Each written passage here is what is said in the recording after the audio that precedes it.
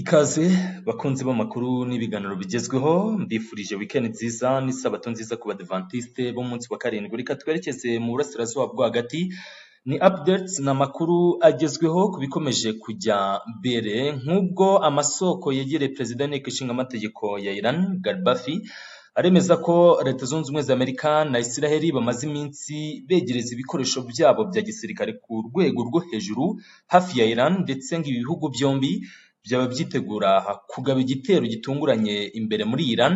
Ni mu gihe kandi Iran nayo ngo yiteguye gusubiza byihuse kandi by'ako kanya, igasubizanya ubukana burenze ubwo abantu batekereza.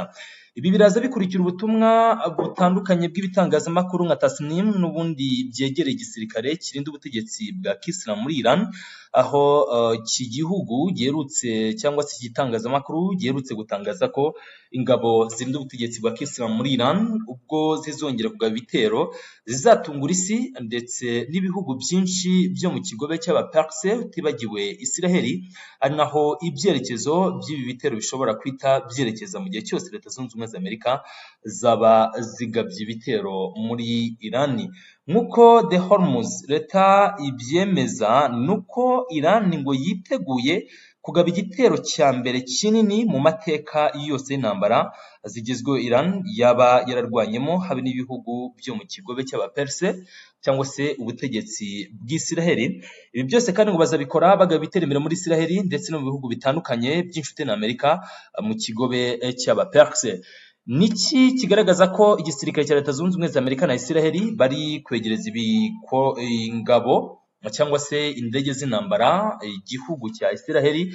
Tukiri kuri The Hormuz leta, mbere yuko tugana kuri Global Surveillance, nuko indege za F-35S z'abanyamerika hari imwe iherutse, ni nyinshi F-35s ziherutse kugaragara mu kirere cya Syria, ndetse bikavugwa ko n'izindi ndege za KC-46 zishinzwe kugenda zizongerera kerosene cyangwa se amavuta ashyirwa mu ndege, nazo ziherutse kugaragara mu kirere cya Jordani. Ibi kandi bigakurikirwa n'ibikorwa nk'ibyo mu kigobe cy'abaperse. Hari izindi ndege z'intambara za leta zunze ubumwe za Amerika ziherutse kugaragara mu mijyi ya Mosul ndetse na Erbil muri Syria, ndetse bikavugwa ko ni kenshi hagenda hagaragara izi ndege zo mu bwoko bwa KC-46 ziva Tel Aviv zagera hejuru y'ikirere cya Syria zigahita ziburirwa irengero. Ngira ngo hano twifashishije amashusho ari kuri Defense Intelligence, nayo arerekana ukuntu ikirere cyo mu burasirazuba bwo hagati gihuza uburasirazuba bwo hagati n'Uburayi kimaze iminsi mu by'ukuri gisa nk'igihuze.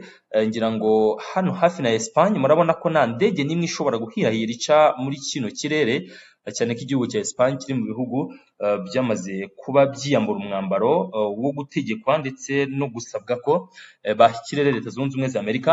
Nabonye hari n'abaturage bo muri Espagne baramukiye mu myigaragambyo ikomeye cyane, ngira ngo iyi nkuru ninza kuyibona ndayibagaragariza, aho mu murwa mukuru wa Espagne Madrid abaturage bari mu myigaragambyo igamije kwamagana igitutu cya Amerika ndetse n'ibikangisho byabo byo kubwira igihugu cya Espagne ko gishobora gukurwa mu muryango wa OTAN nk'uko leta zunze ubumwe za Amerika zimaze iminsi zibitangaje. Ni ukuvuga ngo aya mashusho mubona hano nagaragaza ukuntu ikirere hariya mu burasirazuba bwo hagati mu by'ukuri gisa nk'aho gihuze, ari ikirere kiri kwifashishwa cyangwa se kiri kugenda gitambukamo indege nyinshi.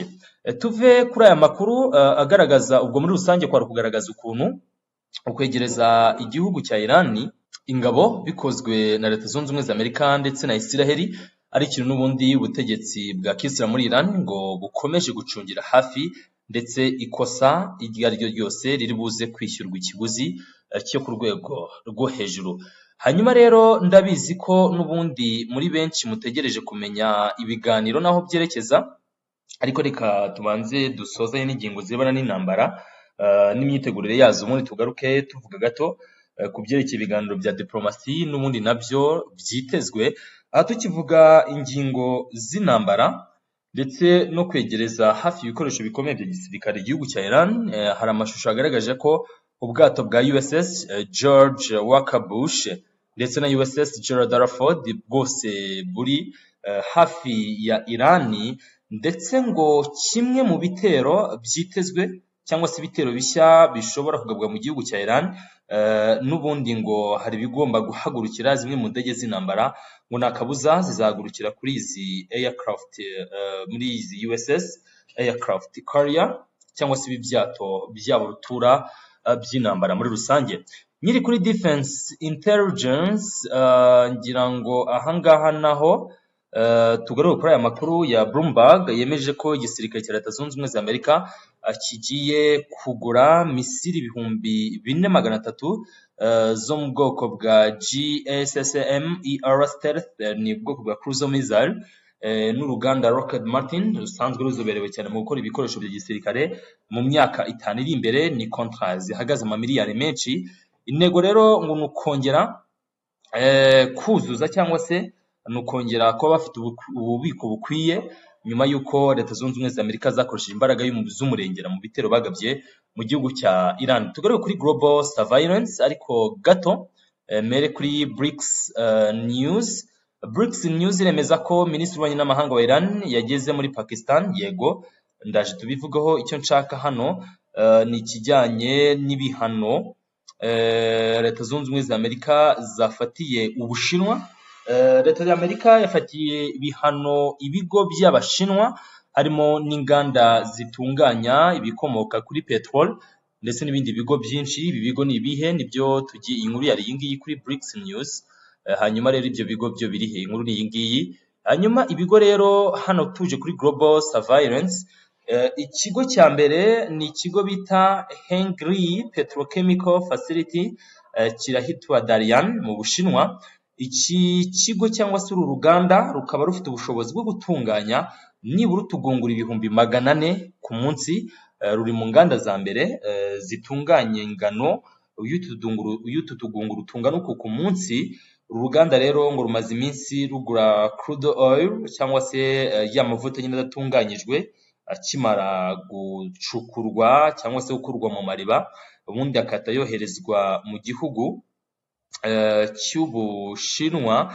Ndetse ngo uku gukomeza guhahirana kw'iki kigo cyangwa se uruganda rwa Hengli ndetse n'igihugu cy'Ubushinwa ngo byinjirije igihugu n'igihugu cya Iran, ngo byinjirije kiriya gihugu cya Iran miliyoni nyinshi z'amadolari, ndetse ngo nizo zagiye zifashishwa mu bikorwa bya gisirikare Iran irimo. Ni mu gihe Amerika yanafatiye ibihano ibindi bigo ndetse n'andi mato y'intambara yose bivugwa ko akora munsi y'ukwaha kwa Iran. Cyane cyane rero n'amato yifashishwa mu bucuruzi, niyo yagabwiho bino bitero by'ubucuruzi bikozwe na Leta Zunze Ubumwe za Amerika. Nyiri kuri global surveillance, hangaha ngira ngo naho Ubushinwa bwongeye kuburira abaturage babwo kuva mu gihugu cya Iran vuba na bwangu. Inshuro ya mbere Ubushinwa bubikora mu minsi ya vuba aha, byari tariki 27 Gashyantare. Bukeye bwaho nibwo Leta Zunze Ubumwe za Amerika zahise zigaba ibitero mu gihugu cya Iran. Kuri ubu nabwo Ubushinwa bwasabye abaturage ko bibashobokeye bava mu murwa mukuru Tehran. Hahozwe hibazwa niba ibihugu byo mu burengerazuba bw'isi rimwe na rimwe bafite amakuru tudafite, cyangwa se babizi neza nyine ko hari ibikorwa bya gisirikare bikomeye Leta Zunze Ubumwe za Amerika ziri kubategurira cyangwa ziri gutegurira kiriya gihugu cya Iran. Icyo kizira nta kindi, Iran izira ko hari ibyo itari kubahiriza bikubiye nyine mu bushake bwa Leta Zunze Ubumwe za Amerika. Gukomeza kubaho k'ubutegetsi bwabo bwa Kisilamu butabura guhuzwa n'umuderi wa gikomuniste cyangwa se kwa bayobowe gikomuniste, nayo n'indi ngingo yibazwaho cyane, itekerezwaho cyane muri rusange. Ibi byose rero bigahura n'ukuri kwirengagizwa, kuko igihugu cya Iran nacyo cyagiye gisaba kenshi ko cyahabwa agahenge, ndetse ukwishyira ukizana kwa kiriya gihugu ukaba kwahabwa agaciro kandi abantu bakakubaha. Akaba ari nabyo Iran iri gusaba nyine ibihugu bitandukanye byo mu burengerazuba bw'isi, by'umwihariko Leta Zunze Ubumwe za Amerika. Amahoro n'umugisha nibyo mbifuriza muhahe kandi muronke.